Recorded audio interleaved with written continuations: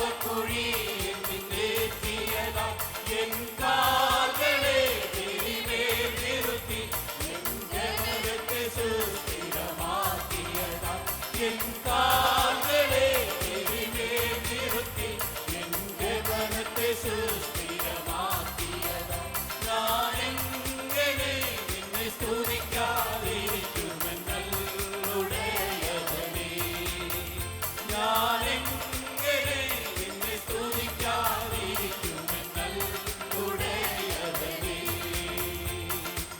കൂട്ടുകാർ പരമായി പോറ്റുന്നോനേ കൂട്ടുകാർക്ക് അതിശയമാക്കിയോനേ കൂട്ടുകാർ പരമായി പോറ്റുന്നോനേ കൂട്ടുകാർക്ക് അതിശയമാക്കിയോനേ ഗുണപ്പിറപ്പുകൾ കൂട്ടമായി മാറുമ്പോൾ കൂട്ടിൽ ചേർക്കണ ചെന്നെ നേടിയോനേ ഗുണപ്പിറപ്പുകൾ കൂട്ടമായി മാറുമ്പോൾ കൂട്ടിൽ ചേർക്കണ ചെന്നെ നേടിയോനേ ഞാനെങ്ങനെ നിന്നെ സ്തുതിക്കാതിരിക്കുമെന്നുടയവനേ ഞാനെങ്ങനെ നിന്നെ സ്തുതിക്കാതിരിക്കുമെന്നുടയവനേ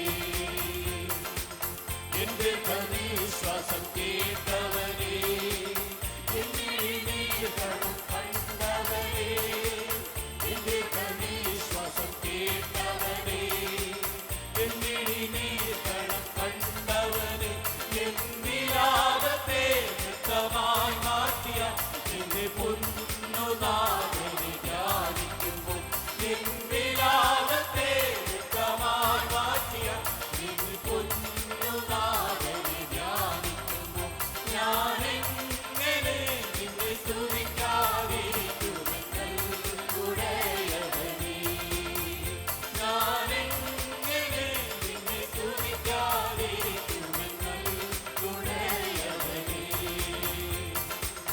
ആത്മമണാളനിൻ സ്പർശനത്താൽ ആത്മീയ ചൈതന്യമേറിടുന്നേ ആത്മമണാളനിൻ സ്പർശനത്താൽ ആത്മീയ ചൈതന്യമേറിടുന്നേ ആനന്ദമേറും നിൻ ദർശനത്താൽ ഞാനാത്മപൂർണ്ണങ്ങൾ മാറിടുമ്പോൾ ആനന്ദമേറും നിൻ ദർശനത്താൽ ഞാനാത്മപൂർണ്ണങ്ങൾ മാറിടുമ്പോൾ ഞാനെങ്ങനെ നിന്നെ സ്തുതിക്കാതിരിക്കുമെന്നുടയവനേ ഞാനെങ്ങനെ നിന്നെ സ്തുതിക്കാതിരിക്കുമെന്നുടയവനേ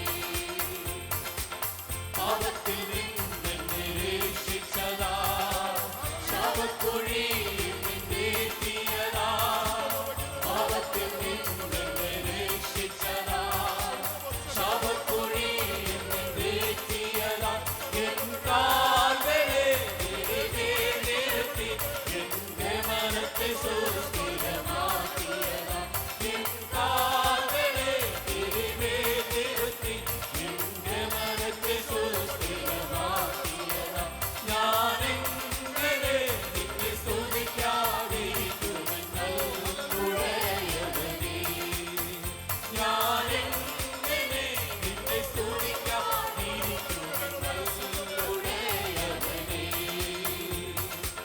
കൂട്ടുകാർ പരമായി പോറ്റുന്നോനേ കൂട്ടുകാർക്ക് അതിശയമാക്കിയോനേ കൂട്ടുകാർ പരമായി പോറ്റുന്നോനേ കൂട്ടുകാർക്ക് അതിശയമാക്കിയോനേ ഗുണപ്പിറപ്പുകൾ കൂട്ടമായി മാറുമ്പോൾ കൂട്ടിൽ ചേർക്കണ ചെന്നെ നേടിയോനേ ഗുണപ്പിറപ്പുകൾ കൂട്ടമായി മാറുമ്പോൾ കൂട്ടിൽ ചേർക്കണ ചെന്നെ നേടിയോനേ ഞാനെങ്ങനെ നിന്നെ സ്തുതിക്കാതിരിക്കുമെന്നുടയവനേ ഞാനെങ്ങനെ നിന്നെ സ്തുതിക്കാതിരിക്കുമെന്നുടയവനേ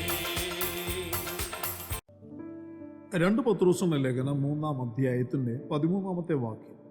എന്നാൽ നാം അവന്റെ വാഗ്ദത്തപ്രകാരം നീതി വസിക്കുന്ന പുതിയ ആകാശത്തിനും പുതിയ ഭൂമിക്കുമായിട്ട് കാത്തിരിക്കുന്നു.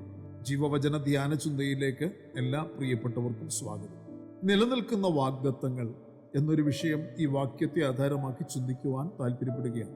കുടപ്പിറപ്പുകളെ വിളിക്കപ്പെട്ട ദൈവമക്കൾക്കായി സർവശക്തനായ ദൈവം വാഗ്ദത്തം ചെയ്തിരിക്കുന്ന നിരവധി വാഗ്ദത്തങ്ങൾ പഴയ പുതിയ നിയമപുസ്തകങ്ങളിൽ നമുക്ക് കണ്ടെത്തുവാൻ കഴിയും. അതിലൊരു ശ്രേഷ്ഠകരമായ വാഗ്ദത്തമാണ് പുതിയ ആകാശവും പുതിയ ഭൂമിയും എന്നുള്ളത്. വിശ്വാസികളിൽ പലരും ഇതിനൊന്നും വലിയ പ്രാധാന്യം കൊടുക്കുന്നില്ല എന്നതാണ് യാഥാർത്ഥ്യം. ഇതൊരു ആത്മീയ വാഗ്ദത്തമായതുകൊണ്ട് തന്നെ അതിനെക്കുറിച്ച് പഠിക്കാനോ അറിയാനോ കാത്തിരുന്ന് അവകാശമാക്കി എടുക്കാനോ ഒന്നും പലപ്പോഴും ശ്രദ്ധ വയ്ക്കുന്നത് കാണാൻ കഴിയാറില്ല. പലർക്കും ഇവിടെയുള്ള ഈ കാണുന്ന ഭൂമിയും അതിൻ്റെ അവകാശങ്ങളും ചില അത്ഭുതങ്ങളും സൗഖ്യങ്ങളും ഒക്കെയാണ് താല്പര്യം. എന്നാൽ അതൊക്കെ അഴിഞ്ഞു പോകുന്നതും നിലനിൽക്കാത്തതുമാണ്. ദൈവം വിശുദ്ധന്മാരോട് ആജ്ഞാപിച്ചിരിക്കുന്നത് അഴിഞ്ഞു പോകാത്തതും നിലനിൽക്കുന്നതുമായതിനെ കാക്ഷിക്കുക, അതിനുവേണ്ടി നാം ഒരുങ്ങുകയും കാത്തിരിക്കുകയും വേണമെന്നാണ് കർത്താവ് നമ്മെ പഠിപ്പിക്കുന്നത്. കാണുന്നതിനെയല്ല, കാണാത്തതിനായി തന്നെ കാക്ഷിക്കുവീൻ, കാത്തിരിക്കുവീൻ. പുതിയ ആകാശവും പുതിയ ഭൂമിയും കാണാത്തവയുടെ പട്ടികയിലുള്ളതാണ്. ഇത് ആരുടെ അവകാശമാണ്? ഇത് ആർക്കുള്ള വാഗ്ദത്തമാണ്? ആരാണത് നേടുക? ഇത് നീതിമാന്മാർക്കുള്ള വാഗ്ദത്തവും അവകാശവുമാണ്. പത്രോസ് അപ്പോസ്തലൻ പറഞ്ഞിരിക്കുന്നത്, എന്നാൽ നാം അവൻ്റെ വാഗ്ദത്തപ്രകാരം നീതി വസിക്കുന്ന പുതിയ ആകാശവും പുതിയ ഭൂമിക്കുമായിട്ട് കാത്തിരിക്കുന്നു എന്നാണ്. ഇവിടെ പറയുന്നു, നാം എന്ന ഗണത്തിൽ നിങ്ങൾ ഓരോരുത്തരും ഉൾപ്പെട്ടിരിക്കുന്നു എന്ന് ഉറപ്പ് നേടിയിട്ടുണ്ടോ? ഇതൊക്കെ സംഭവിക്കുമോ എന്ന് സംശയിച്ചിട്ട് കാര്യമില്ല. കർത്താവിൻ്റെ രണ്ടാം വരവും അതിൻ്റെ അനന്തര സംഭവങ്ങളെയും കേട്ടിട്ടോ അറിഞ്ഞിട്ടോ ഓർത്തിട്ടോ ഭയപ്പെട്ടിട്ടോ ഒന്നും കാര്യമില്ല. തിരുവചനത്തിൽ എഴുതപ്പെട്ടിരിക്കുന്നതെല്ലാം സംഭവിച്ചിട്ടുള്ളതും സംഭവിക്കാനുള്ളതുമാണ്. അതാർക്കും തടയുവാനാകില്ല. പിന്നെ നമ്മളെ ദൈവം ഇത് ഓർപ്പിക്കുന്നത്, കേൾപ്പിക്കുന്നത് നമ്മെ അത് പ്രാപിക്കാൻ, നേടുവാൻ, അനുസരിച്ച് അത് അവകാശമാക്കിയെടുക്കാൻ നാം ഒരുക്കപ്പെടേണ്ടതിന് വേണ്ടി, സമർപ്പിക്കപ്പെടേണ്ടതിന് വേണ്ടി ഒക്കെയാണ്.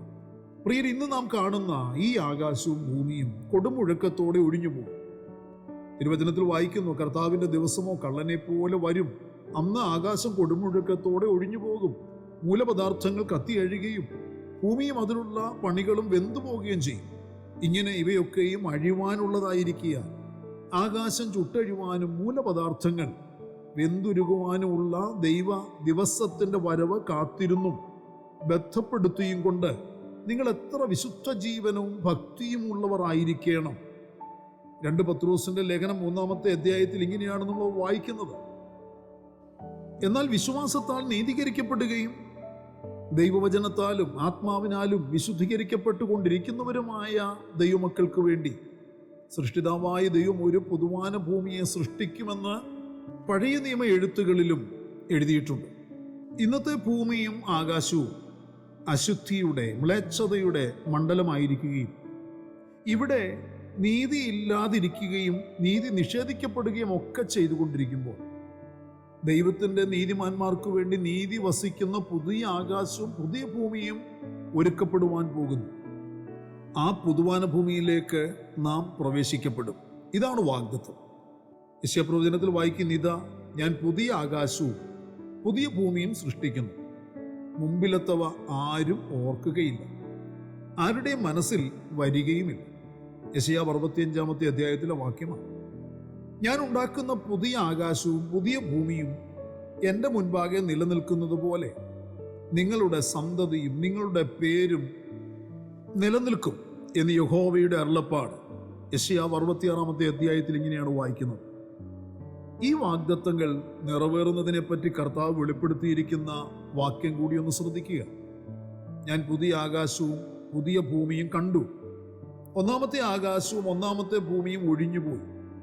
വെളിപ്പാട് 21:1. പ്രിയരെ, ഈ ഭൂമിയിലാണ് നീതിമാന്മാരുടെ അവകാശവും അവർക്ക് നീതി നിത്യമായി വർഷിക്കപ്പെടുന്നത്. യെശയ്യാവ് 45-ൽ വായിക്കുന്നു, ആകാശമേ മേലിൽ നിന്ന് പൊഴിക്കുക, മേഘങ്ങൾ നീതിയെ വർഷിക്കട്ടെ, രക്ഷ വിളയേണ്ടതിന് ഭൂമി തുറന്നു വരട്ടെ, അത് നീതിയെ മുളപ്പിക്കട്ടെ, യഹോവയെ ഞാനത് സൃഷ്ടിച്ചിരിക്കുന്നു. നാം ഓരോരുത്തരും ഈ വാഗ്ദത്തം പ്രാപിച്ച് അതിൽ പ്രവേശിക്കപ്പെടുന്നവരായി തീരണം. അതിനുവേണ്ടിയുള്ള വിളിയാണ് ദൈവം നമ്മിൽ ഇട്ടിരിക്കുന്നത്. ഈ വാഗ്ദത്തം പ്രാപിച്ചെടുക്കുവാൻ നാം ഒരു ആത്മീയ പോരാട്ടം കഴിക്കേണ്ടതുണ്ട്. നാം സഹിഷ്ണുതയോടെ കാത്തിരിക്കേണ്ടവരുമാണ്. നമ്മുടെ കാത്തിരിപ്പ് വിശ്വാസത്തോടും വിശ്വസ്തയോടും വിശുദ്ധിയോടും കൂടി ആയിരിക്കണം.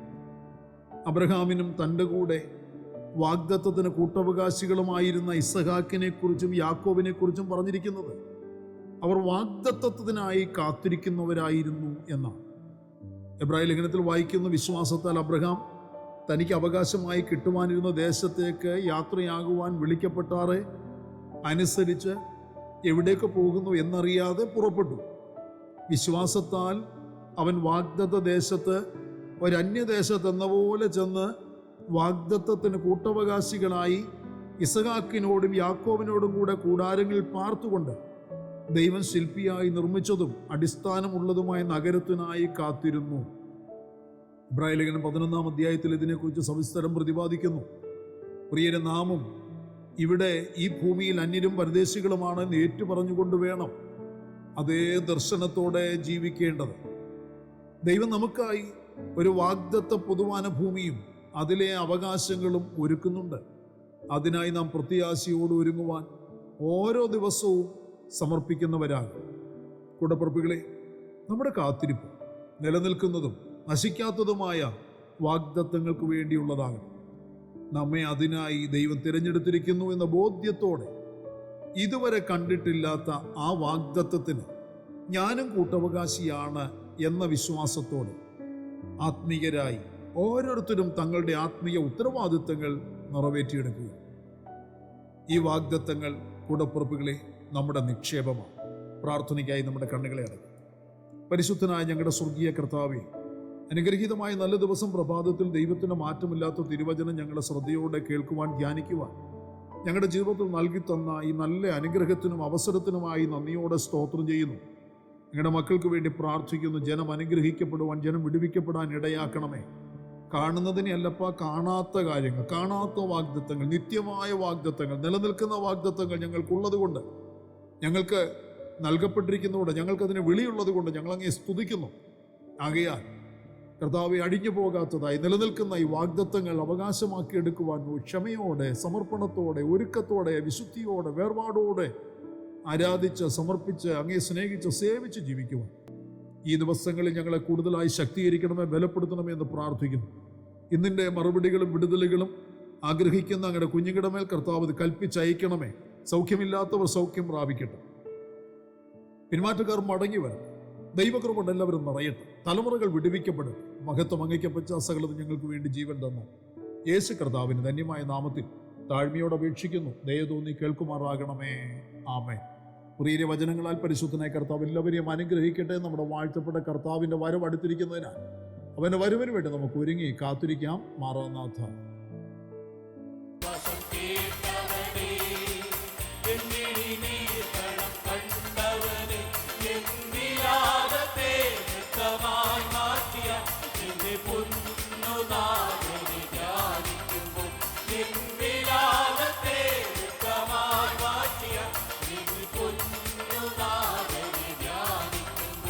ഞാനെങ്ങനെ നിന്നെ സ്തുതിക്കാതിരിക്കുമെങ്കിൽ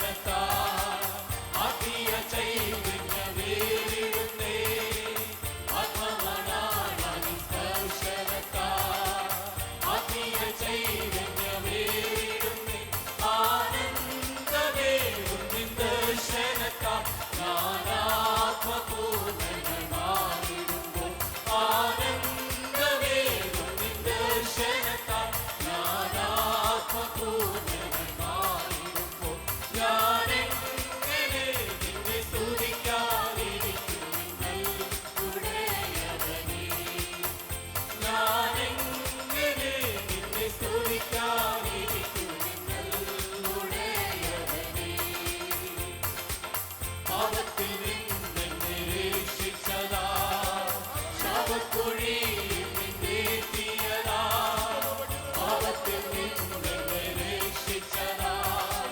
ശവക്കുഴിയിൽ നിന്നേറ്റിയതാ, എൻ കാൽകളെ തിരികെ നിർത്തി, എന്റെ മനത്തെ സുസ്ഥിരമാക്കിയതാ.